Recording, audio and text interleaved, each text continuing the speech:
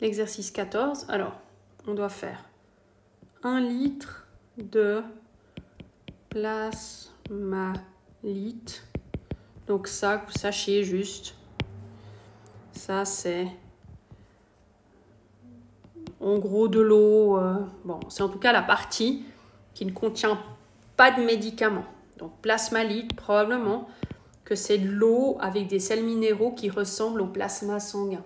Ça, vous pourrez demander à votre enseignante ou enseignant de biologie. Voilà, donc en tout cas, là, ça veut dire que c'est du sérum physiologique. Genre. Ok. Donc ça, il faut avoir 1 litre. Et puis, il faut rajouter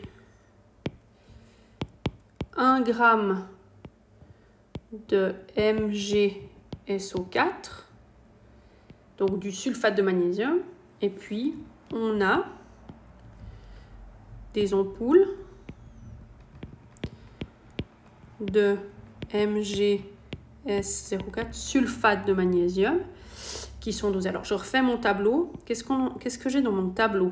Je sais que j'ai le nombre d'ampoules. Peut-être que ça ne sera pas nécessaire. On ne nous demandera pas combien d'ampoules. Le nombre d'ampoules. On nous demande le volume. Donc le volume, a priori en centilitres. Voilà. Et puis on nous dit probablement la quantité. Et on va mettre en grammes. Pourquoi je mets en grammes? Parce que vu qu'on nous parle de Mg qui sera concentré à 15%, 15%, ça veut dire grammes par 100 millilitres. Bon, alors on voit déjà le problème. Pour 100 grammes millilitres, grammes, ampoule, centilitres. Bon, c'est pas incroyable. Moi, ce que je propose, c'est donc ici de ne pas mettre centilitres, de mettre millilitres. Alors, qu'est-ce qu'on sait? On sait qu'une ampoule, elle fait normalement combien? Une ampoule, elle fait 1 centilitre. Pour passer des centilitres aux millilitres, on fait x 10. Donc, c'est 10 millilitres. Donc, ce qui compte ici, c'est ce nombre. OK? Et donc, nous, ce qu'on sait, c'est que si on a 100 millilitres, on a 15 grammes de sulfate de magnésium.